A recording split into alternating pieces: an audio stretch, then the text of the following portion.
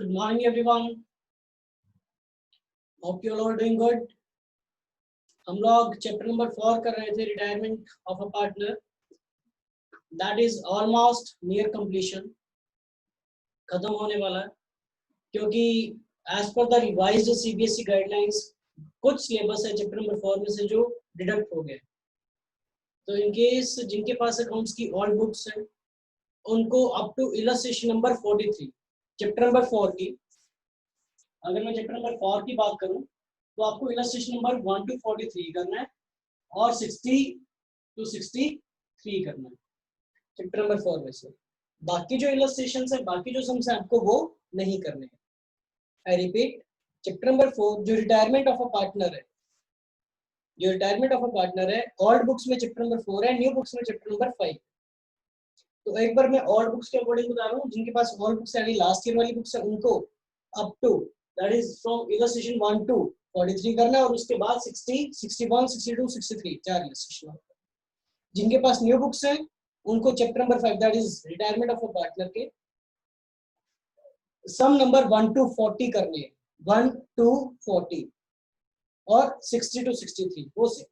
ठीक है, तो न्यू बुक्स के अकॉर्डिंग 1 से लेकर 40 तक करने हैं और ओल्ड बुक्स के अकॉर्डिंग 1 से लेकर 43 तक करने.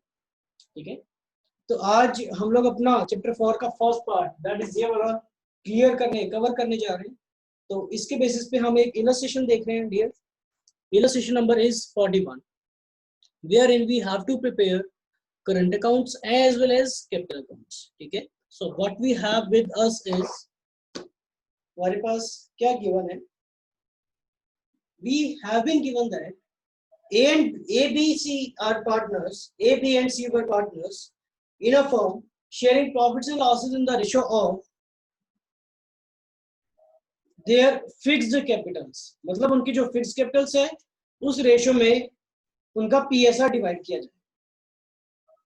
Their balance sheet as of 31st March 17 stood as under. Balance sheet में गिवन है कैपिटल्स है 5 लाख, 3 लाख और 2 लाख. ये लो जी, कुछ नहीं बोलना. तो these are the fixed capitals. तो उनका पीएसआर बन जाएगा 5:3:2. General reserves, creditors, outstanding salaries और बीज लोन. ठीक है, बी ने फर्म को लोन दिया होगा. इधर से एसेट साइड में we have bank, stock, debtors less provision. A's loan मतलब ए ने फर्म से लोन लिया होगा, क्योंकि फर्म की बैलेंस शीट की एसेट साइड में दे रहा है एज लोन. इसका मतलब फर्म के लिए एसेट्स है और फर्म के लिए एसेट्स कब होगी, जब फर्म ए को लोन देगी. ठीक है, और plant and machinery, land building, profit and loss account for the year ending 31st March 17 में पिछले साल का पी है.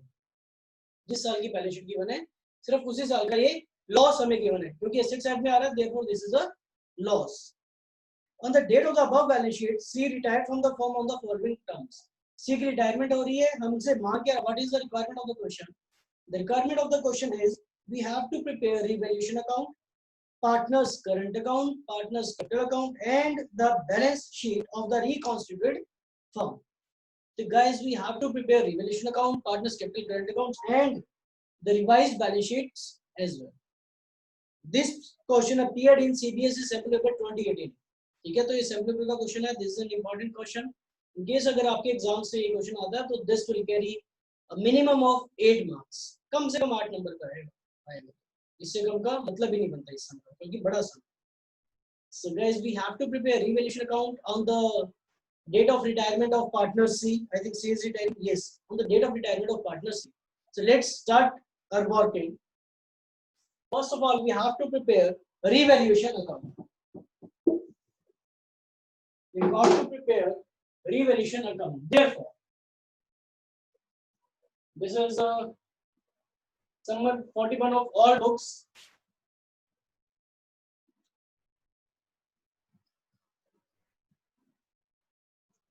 So guys, I'm preparing a revaluation account for you guys. Point number 1, goodwill से related है, कुछ नहीं करना. Provision for bad debts will be maintained at 5% of debtors. देखो डेटर्स कितनी है, डेटर्स है 15,000 और 15,000 का 5% होगा 750. लेकिन इन्होंने प्रोविजन ना रखी है 1,500. इसका मतलब हमें जरूरत सिर्फ 750 की है और इन्होंने बना रखा 1500, तो 750 से हम प्रोविजंस को माइनस कर देंगे तो रिमेनिंग हमारे पास 750 ही रह जाएगी। 750 की रिक्वायरमेंट है, 1500 बना रखी है, तो कितनी इसमें से माइनस करें कि 750 रह जाए, तो 750 माइनस कर दो, 750 रह जाएगी। तो accordingly we have to decrease the provisions, therefore the entry for the same will be by provisions rupees 750. Second point is done. Then we have land building will be appreciated by 90,000. land building को directly appreciate करना है तो फायदा हो रहा है।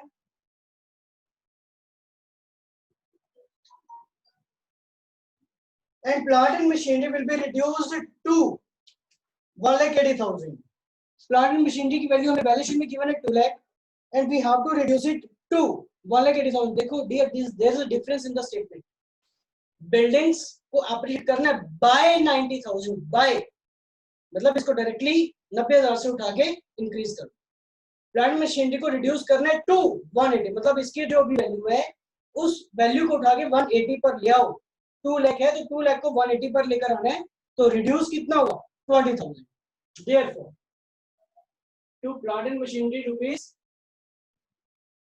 20,000। इसके बाद है A agreed to repay his loan. A अपने कुछ लोन की बातें कर रहा है, उसका हमें कुछ नहीं करना, बाद में देखेंगे जो भी है।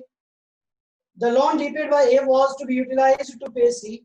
बाकी सी के बारे में और जो भी सी को रुपए देने उसके बारे में बात कर रहे हैं।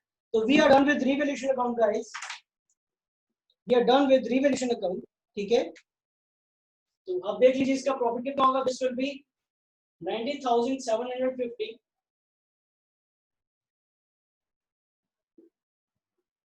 minus 20,000, that is 70,750.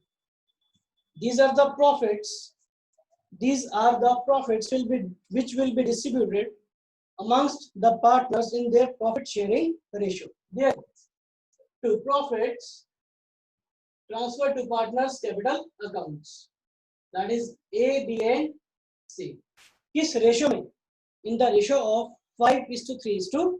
तो 70,750 इन द रेशियो 5:2। आई थिंक ये आप लोग कर लेंगे, मुझे करवाने की जरूरत नहीं है। इसके बाद we have to prepare the current accounts of the partner, right. So in order to prepare the current accounts of the partner, हमें करंट अकाउंट्स बनाने आते हैं। So how to prepare current accounts of the partners, normal जैसे capital accounts में आता है तो वैसे ही करंट अकाउंट्स बनाते हैं। एंड जो भी एंट्रीज है फ्लक्चुएटिंग नेचर की, ठीक है, जो फिक्स कैपिटल से रिलेटेड नहीं है, वो सारी की सारी करंट अकाउंट्स में एंटर कर दी जाती है। एक बार उसी को प्रिपेयर करते हैं। Let's prepare the partners current accounts.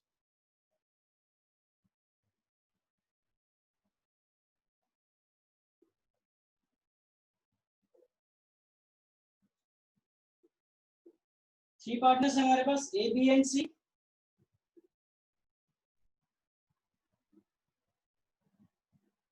You need to see it very carefully guys. Current accounts को स्टार्ट कहां से करते हैं? उनके ओपनिंग बैलेंसेस से।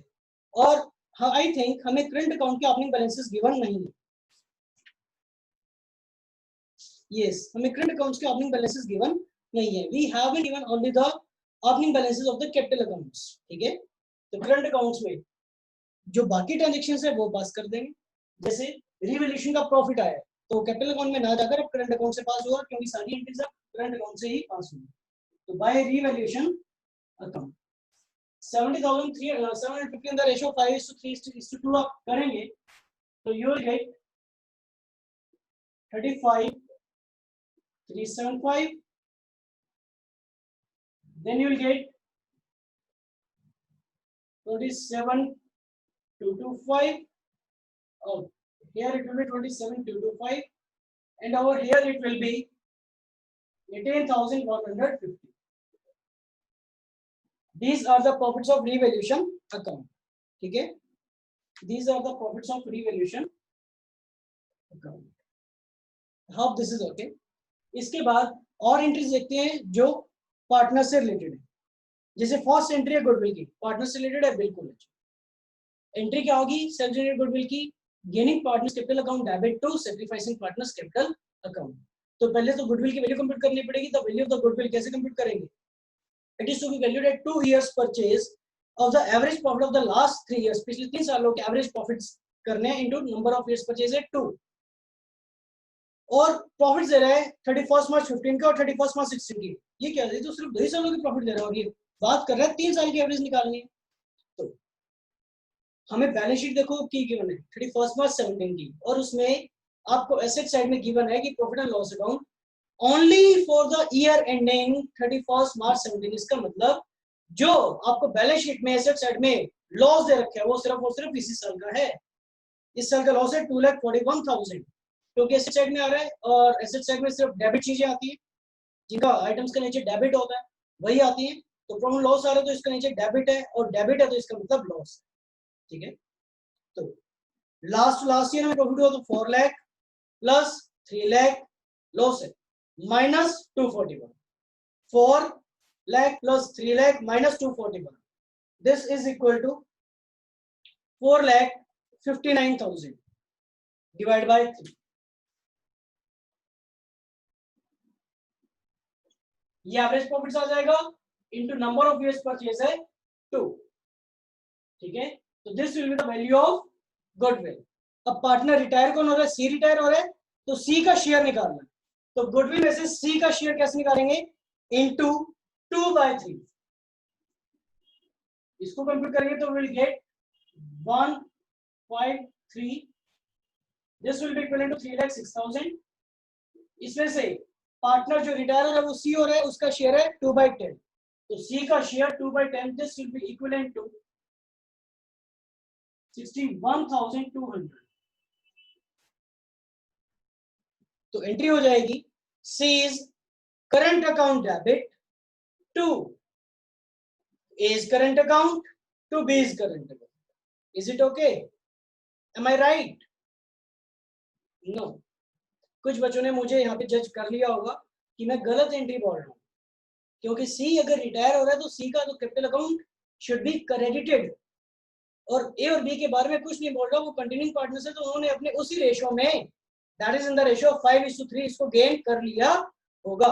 एंट्री हो जाएगी A's current account debit, B's current account debit to C's current account, 61,200 in the ratio of 5:3। इस रेशियो में आपने इस अमाउंट को डिवाइड कर देना। एंट्री क्या होगी इसकी, लेजर पोस्टिंग क्या होगी गाइस, लेजर पोस्टिंग। तो by A's current account by B's current account, amount आ जाएगी सी के कॉलम में 61,200 इन द रेशियो 5:3 करेंगे आप, तो you will gate 38250 and 22950। Calculations I hope आप कर लेंगे, मैं आपका यहाँ पे कैलकुलेशंस पे टाइम वेस्ट नहीं कर रहा हूँ। ठीक है, कैलकुलेशंस आप लोग इजीली कर सकते हैं, वो मुझे करवाने की जरूरत नहीं है गाइस। तो एंट्री हो गई by A's current account by B's current account, और इधर से क्रॉस लेवल पोस्टिंग हो जाएगी to C's current account rupees 38250 and 22950। ठीक है, ये हमने गुडविल की एंट्री कर दी है। इसके बाद सेकंड पॉइंट देखें आप, सेकंड पॉइंट का हमने कर दिया ट्रीटमेंट, थर्ड पॉइंट का कर दिया। Fourth point, A agree to repay his loan. A ने फॉर्म से लोन लिया हुआ है, फॉर्म के लिए एसेट है ना, तो ए से जब रुपए वापस आएंगे तो एंट्री हो जाएगी, सिंपल सी है। Bank account debit to A's loan, A's loan अभी हमारी एसेट है ना, तो एसेट हमारे पास वापस आ जाएगी तो एंट्री हो जाएगी A bank account debit to A's loan account, पैसे आ गए हैं और ए की जो लोन वाली एसेट खत्म हो गई है, तो लोन और बैंक की एंट्री हो रही है, वो ना ही तो रिवैल्यूएशन अकाउंट में होगी, ना ही करंट में, ना ही कैपिटल में, बस उसका इफेक्ट सिर्फ बैलेंस शीट में आएगा। अगर हमें इस समय लोन अकाउंट बनाना होगा तो इसकी एंट्री हम वहां पे करते हैं। ठीक है, I hope that is not a problem. Fifth entry बोल रहे हैं द लोन रीपेड बाय ए, जो ए ने लोन रीपे किया उसको हमने यूटिलाइज कर लिया टू पे सी, ए से जो पैसे आ रहे हैं वो हम सी को पे कर देंगे, तो एंट्री क्या हो जाएगी, C's capital account debit to bank account. हाँ, सीज कैपिटल वाली टू बैंक ये जरूर आएगी ये जरूर आएगी कहाँ पे, सी के कैपिटल अकाउंट। ठीक है, क्यों आएगी अभी बताता हूँ, करंट अकाउंट में क्यों नहीं। ठीक है, इसके बाद है बच्चे रिवैल्यूएशन अकाउंट और ये सब। चलो बैलेंस शीट चेक कर लो, कुछ बैलेंस शीट में ऐसी चीजें तो नहीं है जिसको हमने डायरेक्टली खत्म करना है। जनरल रिजर्व से सर 75,000 के, तो कर दो डायरेक्टली खत्म। 75,000 in the ratio of 5:3:2.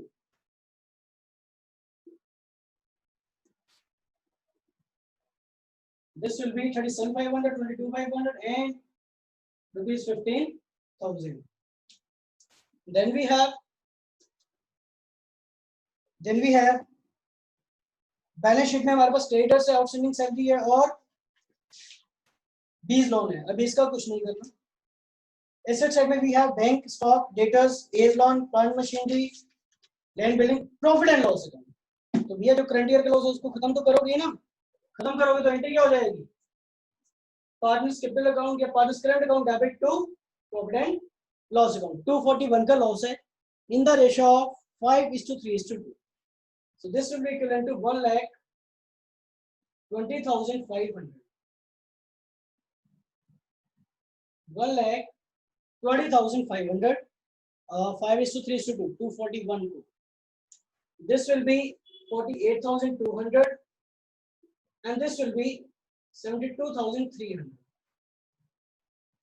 ठीक है, 48,200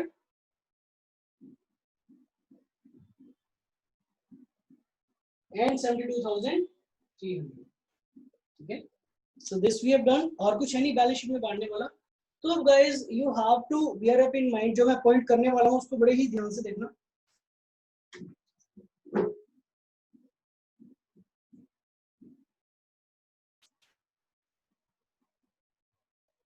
Since we have to prepare the current accounts of the partners as well as capital accounts of the partner, यही क्वेश्चन का क्रक्स है, तो इसको ध्यान से सुनना अगेन एंड अगेन से। अब यहाँ पे पार्टनर सी रिटायर हो रहा है, पार्टनर सी रिटायर हो रहा है, तो क्योंकि पार्टनर सी रिटायर हो रहा है तो क्या आप ऐसा करेंगे कि सी को, हाँ जी 10,000 रुपए हमने ये वाले देने हैं, 20,000 वो देने, 30,000 वो देने, 40,000 रुपए वो देने, अलग से देने, तो क्या उन चारों को आप अलग अलग शो करेंगे या सारों को मिला के एक ही जगह शो कर देंगे? हिसाब तो यही बनता है, जो पार्टनर जा रहा है उसका जो भी हमें एक सेट अमाउंट देना है, सारी चीजों को ऐड करके, और सी को जो एक सेट अमाउंट देना वो एक ही जगह पे लिख। ठीक है, तो इसका मतलब ये सी के करंट अकाउंट का जो भी बैलेंस आएगा वो उसके कैपिटल अकाउंट में ट्रांसफर करना।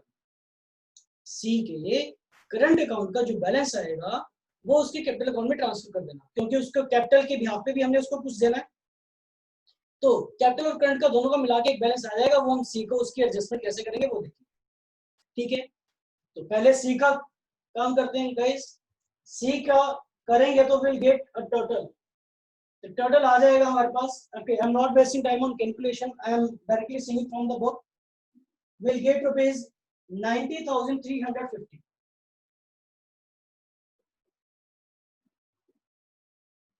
So 90,350 minus 48,200 is equal to 42,150। तो बच्चे यहाँ पे जो हमारे पास 42,150 आया, ये हम सी का यहाँ पे क्लोजिंग बैलेंस नहीं लिखेंगे, ये बैलेंस हम सी के कैपिटल अकाउंट में ट्रांसफर कर देंगे ताकि सी से रिलेटेड सारी अमाउंट एक ही जगह पे आ जाए। तो what will write is, will write C's current account debit to C's capital account.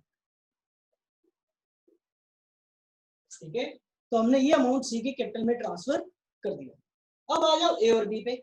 ए और बी तो दोनों ही कंटिन्यूइंग पार्टनर्स है, ऐसा तो है नहीं कि ए और बी को पे ऑफ करने हैं वो खत्म हो जाएंगे और रिटायर हो रहे हैं, नहीं हो रहे ना यार। तो करंट अकाउंट अलग से बनाने के लिए बोला है।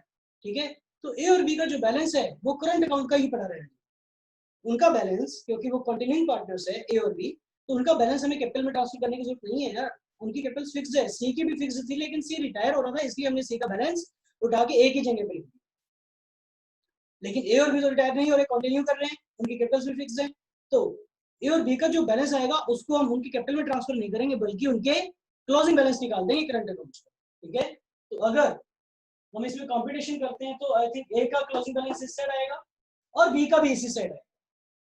ठीक है, इन दोनों के बैलेंसेस इस साइड आ रहे हैं, तो आप जब इनके बैलेंसेस निकालेंगे तो you right by balance carry down, इनका टोटल कीजिए आप, इसका टोटल यहाँ पे आ जाएगा, टोटल में से आप ये माइनस करेंगे तो you will get ₹85875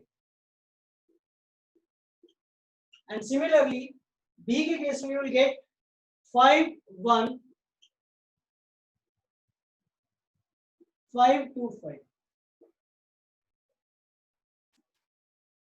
How these points are clear to you? We have clearly prepared the partner's current account. There's not an issue. There shouldn't be an issue into this. ठीक है? बहुत ही slow चल रहा हूँ. अगर आपको स्लो लग रहा है तो आप मेरी वीडियो को फास्ट कर सकते हैं. मैं एडवाइस करूंगा कि ज्यादा फास्ट ना करें क्योंकि मैं इतना भी स्लो नहीं. हाँ, कहीं प्रॉब्लम आ रही है तो आप मेरी वीडियो को फिर से देख सकते हैं. ठीक है?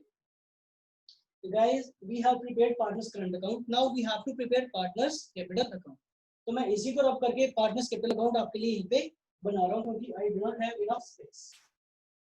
लो जी, मेरे लिए फॉर्मेट तैयार है.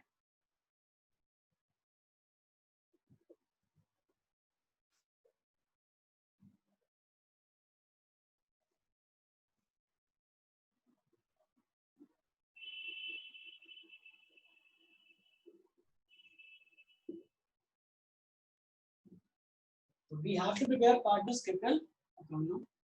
कितनी अजीब बात है ना, मुझे फॉर्मेट तैयार करने के लिए कुछ रब करना पड़ता है और आपको नया फॉर्मेट बनाने के लिए आपको पेंसिल से ड्रॉ करना पड़ता है. ठीक है? So we have the opening balances of the partners capital, fixed capital, that is we have by balance brought down rupees 5 lakh, rupees 3 lakh and rupees 2 lakh. Okay. अच्छा, one thing I'd like to say, if Nikita is watching this video, अगर निकिता ये video देख रही है तो बच्चे do call me today, okay? So इसके बाद पार्टनर्स करंट अकाउंट से हमने सी का बैलेंस किया था, तो सी का बैलेंस हमारा इस साइड आया था. If you remember in partners current account इससे जो पहले किया था, सी का करंट अकाउंट का बैलेंस यहाँ पे आया था, तो हमने लिखा था C's current account debit to C's capital account. तो सी के कैपिटल अकाउंट में क्या एंट्री हो जाएगी? By C's current account.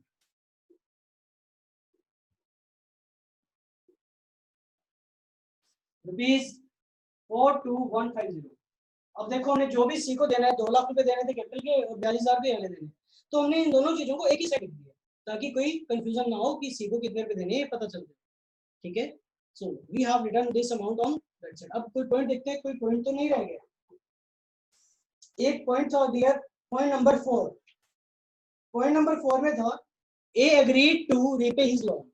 ए ने एग्री किया कि वो अपना लोन को रीपे कर देगा, तो ए से पैसे आ जाएंगे और जो पैसे आएंगे that will be used to pay off C. उतने ही पैसे सी को पे ऑफ करने हैं. ठीक है?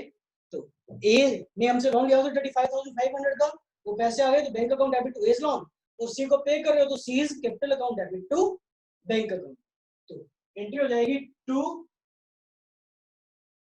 Bank account ₹35,500. ए से जो रुपया है उसकी एंट्री हमने कहीं पे भी नहीं की क्योंकि वो लोन था और लोन अकाउंट हम यहाँ पे बना दिए. We are preparing capital account. तो सी को इतने रुपए देने टोटल, उसने 35,500 दे दिए, बाकी उसको हमने लोन बना लेना. तो यहाँ पे बाकी के लिए आपको ये भी कह सकते हैं कि remaining is to be transferred to his loan account, या फिर उसका एक बिल ऑफ एक्सचेंज बना दो, यानी बिल्स पेबल बना दो, कैसे भी कह सकता. ठीक है? और जो यहाँ पे दिया variant interest at the rate of 6%, 12%, whatever, उसका आपने कुछ भी नहीं करना है, वो आपके अब सिलेबस में नहीं है. ठीक है? तो इंटरेस्ट रेट का आपने कुछ भी नहीं करना.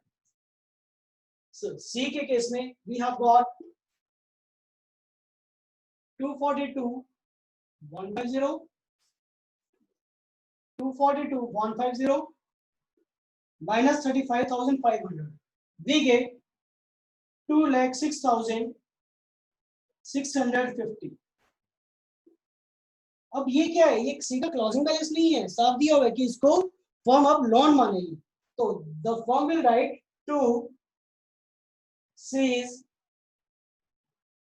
Loan account. ये सी का लोन अकाउंट है और ए और बी का क्लोजिंग बैलेंस आ जाएगा. ए और बी के बैलेंसेस में कोई डिफरेंस नहीं है आई थिंक. तो ए और बी का जो बैलेंस है that will B same, that is rupees 5 lakh and 3 lakh.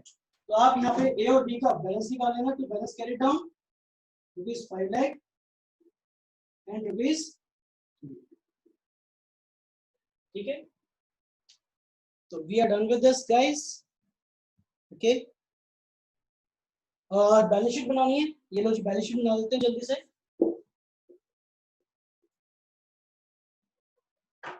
Balance sheet किसकी बनाएंगे आप? You have to write balance sheet as at 1417 of new form.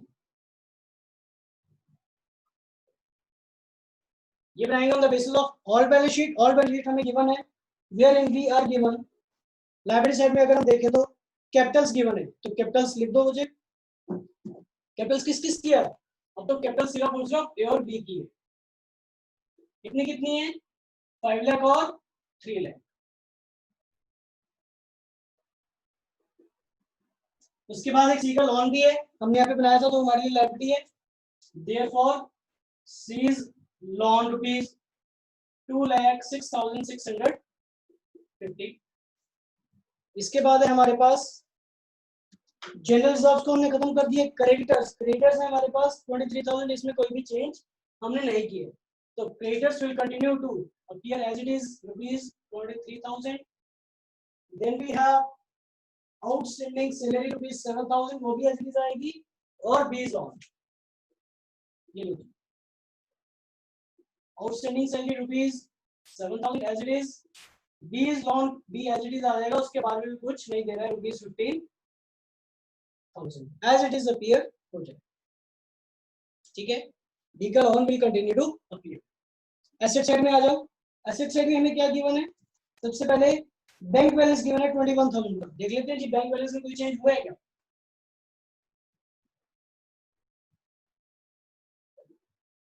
Bank balance है 21,000। कोई हमारे पास कैश आया या कैश गया? हाँ जी, ए से पैसे आए थे और सी को दे दिए, तो जितने आए थे उतने चले गए, तो हमारे पास बैंक बैलेंस 21,000 का सेम रहेगा। इसके बाद है हमारे पास स्टॉक 9,000 का। स्टॉक में कोई चेंज हुआ? स्टॉक में कोई भी चेंज नहीं हुआ, तो stock will continue to appear on the same price. Then we have debtors. Debtors है हमारे पास 15,000 के। 1500 की प्रोविजन है, लेकिन हमने 700 की प्रोविजन माइनस कर दी थी, तो कितने की रह गई? 750 की रह गई। तो डेटर्स आ जाएंगे अब 14,250 पे। इसके बाद है हमारे पास एज लोन। ए का लोन तो हमने रिकवर कर लिया। फिर है हमारे पास plant and machinery. Plant machinery की वैल्यू है 2 लाख, लेकिन प्लांट मशीनरी में रिडक्शन हुआ था 20,000 का। देयरफॉर प्लांट एंड मशीनरी हमारे पास रह गई 1,80,000 की। उसके बाद है लैंड बिल्डिंग। लैंड बिल्डिंग की वैल्यू है हमारे पास 6 लाख, लेकिन ये बोला था कि आपने इसको 90,000 से इंक्रीज करना है। Therefore this will become 6,90,000। और जो प्रॉफिट एंड लॉस है उसको तो हमने खत्म कर दिया, ठीक है। तो हमने अकॉर्डिंगली सारी एंट्रीज पास कर दी है। अगर आप बैलेंस शीट मैच करेंगे तो your balance sheet should change, ठीक है। अच्छा, इसमें दो चीजें रह गई है। हमने करंट अकाउंट्स बनाए थे, मैंने कहा था ना कि एक चीज हम हमेशा भूल ही जाते हैं, अक्सर भूल जाते हैं। गाइस हमने करंट अकाउंट्स बनाए थे, उसमें सी का जो करंट अकाउंट का बैलेंस था वो तो कैपिटल में ट्रांसफर कर दिया, लेकिन ए और बी का नहीं किया था। तो ए और बी का जो बैलेंस आ रहा था वो इस साइड आ रहा था, ठीक है। तो इस साइड आ रहा था, तो अकॉर्डिंगली बैलेंस शीट में भी सेम, यानी इस साइड आ रहा है। इसका मतलब ये है कि बैलेंस शीट ने पार्टनरशिप में पे लेने हैं on behalf of current account. तो यहाँ पे इनके करंट अकाउंट के बैलेंसेस आ जाएंगे, किस किसके? ए का करंट अकाउंट का बैलेंस और बी के करंट अकाउंट का balance. I think it was rupees 85,875 and 51,525. So these are the balances. Balance sheet tally करेंगे तो ये मैच कर जाएगी, accordingly you will be done with the sum, ठीक है। हो सकता है आज की वीडियो थोड़ी सी लंबी हो गई हो, सो टेक केयर गाइस। आज के लिए थोड़ा सा एडजस्ट कर लेना, ठीक है। तो मंडे को will try to complete this chapter, जो हमारी 4 इलस्ट्रेशंस है 60, 61, 62 एंड 63। टिल देन बच्चे आपको कल ऑफ है आपका, revise the chapter up to illustration number 40 या 43, ऑल बुक्स है तो 43, न्यू है तो 40. Do the illustrations and questions. Since we are unable to provide you with the face-to-face classes, but we are doing our best to provide you with the virtual classes, and on the basis of that, you should understand the concepts clearly. अगर कहीं पे problem आती है तो you can call me, और आप लोगों के होमवर्क्स मुझे काफी कम बच्चों के मिलते हैं, ठीक है? So if you are facing any kind of problem, you can call me, you can WhatsApp me, ठीक है? कुछ भी पूछ लें regarding classes, regarding face to face classes कब लगेंगी या ऐसा कुछ भी, तो you can contact me. Okay, thank you, bye bye, take care.